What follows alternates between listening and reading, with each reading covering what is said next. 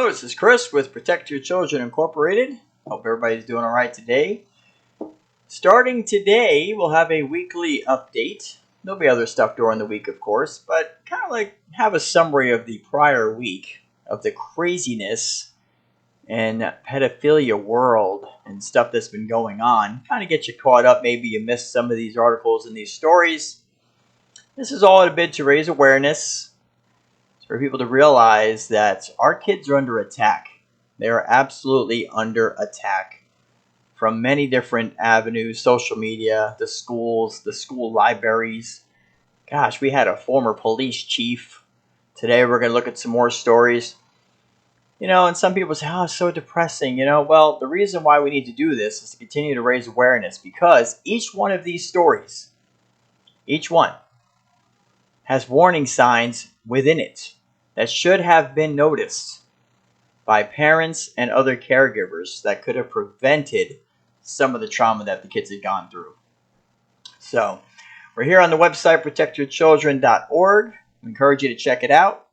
If you look here, we added a quick access overview right here. So you got quick access links. We also did this for the phone, so it's a lot easier. So you don't have to go click on the left menu and wait for it to drop down and scroll for your life. Everything right now is here on the front page. You can click any of these links right here, and you will be able to access the information. This free in-depth protection packet right here, very important. That is what we use at our teaching seminars. That's what we use when we do awareness seminars in the communities. We hand that out, printed copies to parents so they can go over with their kids. It's the basis of our teaching when we do conferences at churches and libraries and other places. Wherever we're invited to go, we will come there free and teach this in-depth protection packet. It's everything that your kids and parents need to know in order to identify predators, keep your kids safe. Zachary Bernhardt missing right here. He's got his own page. If anybody who follows us knows about Zachary Bernhardt, that case is still active. We're still working several angles. And let me tell you, it's frustrating, but we're making progress slowly but surely. So zip code predator searches and a whole bunch of other stuff. Our Protect Children merch is on here. You can click there and you can actually purchase some great quality clothing. And we have other things, coffee mugs. We got everything. Check it out. And that's got our logo and our website on it. So while you're walking around, while you're carrying stuff around, you can be raising awareness on how to keep kids safe. Lots of other information on our website. All right. What do we got first? There we go. How about a Texas former youth pastor busted in child porn sting because he was recording underage girls bathing at the church? Now, of course, the first thing you might wonder is, why were the girls bathing at the church? Like, I've gone to church pretty much my whole life. I don't think I've ever bathed at my church. I don't know why kids would be bathing at the church, but who knows? U.S. Attorney says case is a stark reminder to watch out for the most vulnerable among us. Yes, that would be the kids. A former youth pastor who was found guilty of producing child pornography in July 2022 was sentenced by a U.S. district judge on Wednesday to 60 years in prison. Bye-bye. On July 22nd, 2022, a jury found Chad Michael Ryder, 49, of Anna, Texas, guilty of 3 counts of sexually exploiting children. So this guy, for some reason, had it set up where the kids were bathing at the church, and then he secretly hid recording devices to record these underage girls, and then, of course, puts it out on the internet. Yeah, typical scum. The U.S. Attorney's Office in Eastern District, Texas, said in a press release that in August 2022, investigators with Homeland Security were investigating David Pettigrew of Denison, Texas, for child pornography. But during the investigation, agents searched Pettigrew's office at the Denison Church of the Nazarene and seized a computer hard drive. The drive contained videos dating back to 2016. So how long? How many kids were victimized here? How many? This is going back to 2016. He got sentenced in 2022. According to court documents, Ryder and Pettigrew were getting ready to film children bathing at the church. as videos that Ryder shot of 2 other children in a residence. Pettigrew and Ryder were both indicted on September 1st, 2020 on charges of conspiring to sexually exploit children, which is also known as production of child pornography.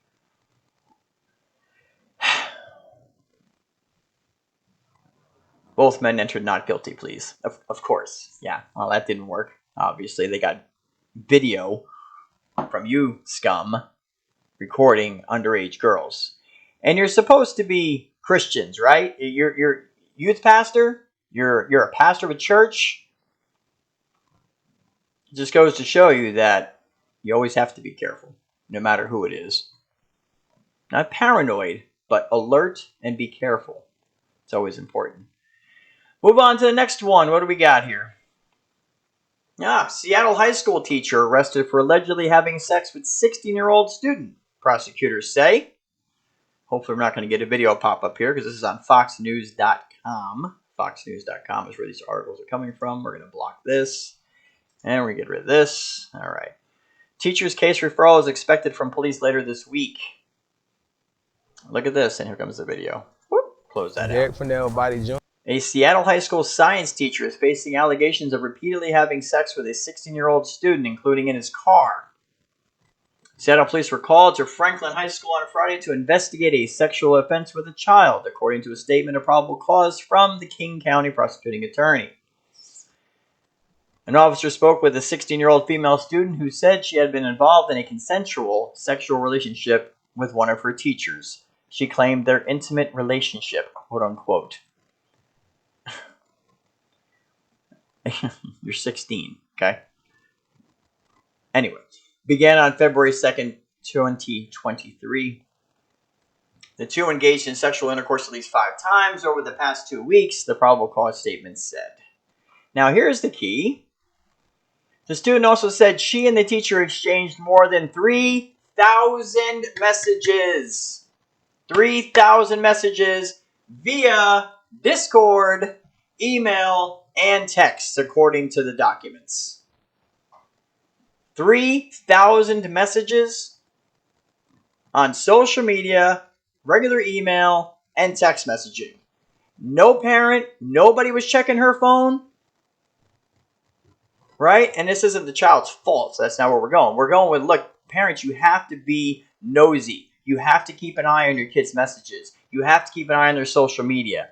This kind of stuff happens, as you can see. Teenagers can be blackmailed, they can be bribed, they can be fooled, they can be coerced. A long period of grooming ahead of time prepares them for it. There's lots of stuff that can happen. And if you think just because your child's sitting on the phone in their room or in the bathroom or wherever that they're okay and you don't have to keep an eye on it, you're sadly mistaken. 3,000 messages. Discord, regular email, and text. The officer noted in the probable cause statement that he had read sexually explicit messages, including one that said, quote, "You didn't even do any work and you got an A from me."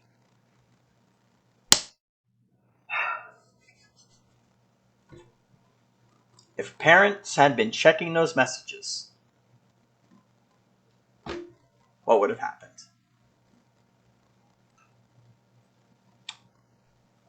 KCPAO argued there was probable cause for 5 counts of sexual misconduct with a minor in the first degree and 1 count of communication with a minor for immoral purposes. Yeah, no joke.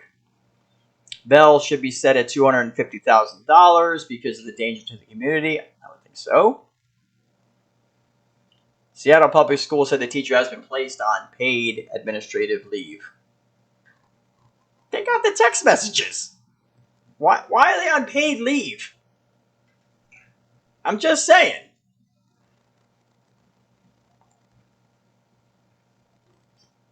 Wow.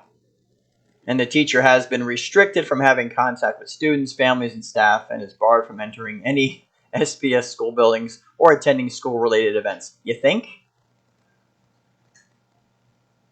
Social media. This is how they're communicating. Predators are communicating with the kids through social media, through email, through texts. It's all on their little phones. Their phones are the kids' lives. Parents, Other protectors? Yeah. So, yeah, I might just say, well, that's just one crazy, wacky teacher. I mean, it's not like schools are promoting sexual activity with kids or anything, right? What? Oh, wait. What do we got here? Superintendent admits that the district knowingly provided book on sex apps and extreme fetishes and orgies to kids. The superintendent of the school district. The book said people often use the apps to invite a load of people round for a party or a chill out.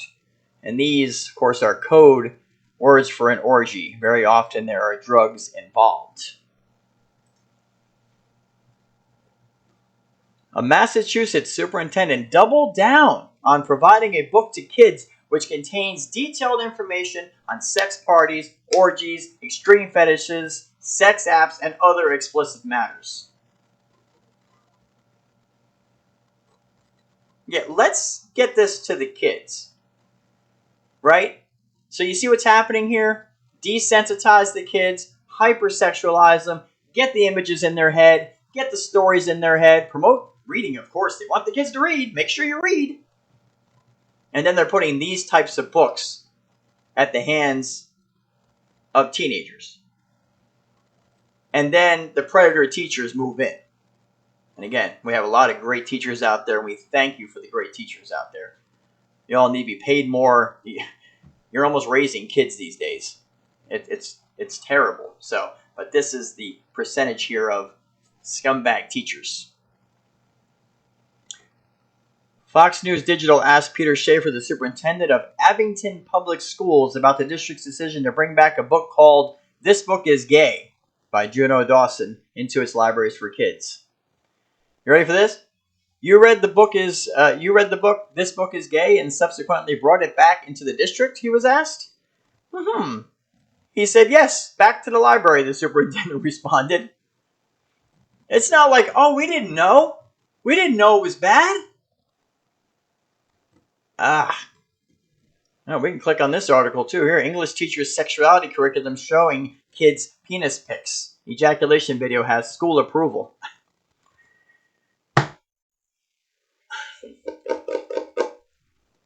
I don't think we'll click on that one.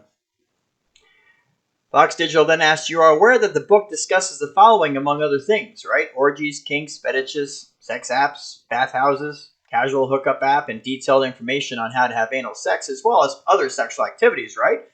Superintendent responded saying, well, after reading the entire book and understanding it in full context, I decided to put it back in the library. Yeah, it's good for kids to learn about this stuff, especially, when they're hitting puberty and their teenage years and their hormones are running. Definitely, superintendent of a school district. Yeah, we got to put this in front of the kids. Yeah, I put it back in there, he says. Maybe this guy needs to be investigated for some stuff. Schaefer did not respond to being pressed on what the full context was. He did not respond to a follow-up email on the full context of a book which offers information on how sex apps work. And look at this. One of the casual apps recommended in This Book is Gay is called Grindr. The book mentions the fact that it's an 18 plus and seems to have an indifferent approach to minors using it, saying, it happens. The book also cautioned minors that they should not send naked pictures of themselves via the app because it would be considered child pornography. Well, that was nice. That was nice that at least, he mentioned that. According to an article written in California Law Journal, Grindr's flimsy age verification process, which basically is 0, facilitates inadvertent illicit activity among its adult users. Kids users. Let's be honest, right? The kids are on the app. We just had a 12-year-old the other day ask us about Grindr. What's Grindr? People are talking about it all over on TikTok. See what's happening? Yeah, flimsy age verification. Let me tell you something, people. All of the social media apps, TikTok, Instagram, Grindr, Discord, all of them, Snapchat, none of them verify age. None of them verify identity. All of them allow multiple profiles from the same phone or computer or IP address. which means fake accounts, duplicate accounts, as many as the kids want, as many as the predators want. And they don't verify anything. If your kid can get an email address for free, which they can sign up. They can put the age, whatever they want, and the app just lets them on. But again, parents, other protectors, grandparents, older siblings that care, be nosy. Look at this. In creating a Grindr profile, users may encounter just a single notification that the app is for adults only. They're like, okay.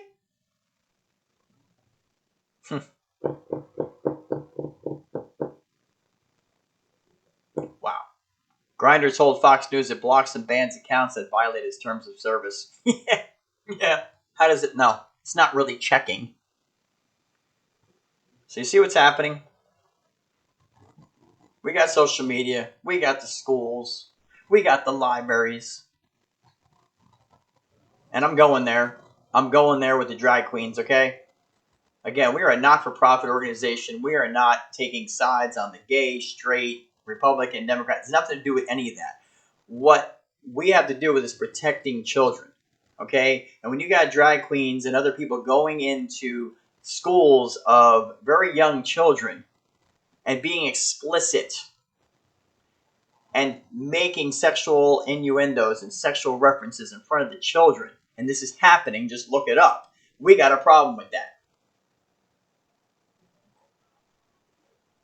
All of this stuff is converging on our kids today with the sole intention to desensitize them, to get their morals destroyed so that they will allow sex not only with each other, but with adults. That's where they're heading with this. Biblically speaking, this is Sodom and Gomorrah type stuff. And parents, you got to protect your kids from this. You got to be nosy. We encourage you, again, visit the website, protectyourchildren.org. Download the in-depth protection packet. Look at the videos. Listen to the podcast. There's so much great information that can warn your kids and teach them about the dangers of all of this. Protectyourchildren.org. If you had an experience with something like this, library books, school districts, things, if you have other news articles, any other information, make sure you put it in the comments. Let us know. Reach out. If you have a story that you want to share about it, reach out to us. I'd love to hear from you. And of course, we thank you for that. We need interaction. We need you to participate. Again, Facebook's not doing us any favors. We're barely getting articles and posts noticed on Facebook unless people share. When people share, then lots of people get educated. Lots of people can learn how to protect their kids. So please like and share. Subscribe to our YouTube channel. Subscribe to us on any of our social media platforms, TikTok. Yeah, we know, but listen, someone's got to try to protect the kids on TikTok, okay? We're no fan of TikTok in general, but we're trying to reach the younger audience so that they can be protected. Instagram, Facebook, all those links are found on our website right here, protectyourchildren.org, protectyourchildren.org. So, thanks for watching this video. We'll continue to bring awareness and education to you on a daily basis. We will tell you that our awareness events that we do in the communities and our teaching seminars, if you look on our website, there's none listed. The reason why there's none listed is because we have no money. Donations are at zero. Grants are being held up by the government because it can take them 6 months, 8 months to get stuff approved. So we are no longer able to do events, teaching events where we're teaching groups of people and protecting lots of kids. And honestly, like we said, we have 5,000 followers on Facebook. We've got 2.5, maybe 260 on Twitter. We've got 150 on YouTube. Listen, our videos on Facebook have been seen about 600,000 times since we launched the Facebook video page, right? 600,000. And we've had about 3 people donate money. So we're not sure what the issue is. We're a 501c3 not-for-profit, tax exempt. Any of you that follow us see the work that we do. These videos right here, we're continually putting stuff out all the time to protect kids. But our work as an organization is at a standstill right now because nobody's donating money. Nobody's helping us out. So we're going to ask you again, if you can donate to the mission, to the cause to protect these kids, please do so. Visit our website, protectyourchildren.org. Click on donate. Click on donate to help protect children. We thank you in advance for that. You do get a tax-exempt receipt for your donation. Write it off on your taxes. That's a little perk for you, but more importantly, you're helping us to reach more people.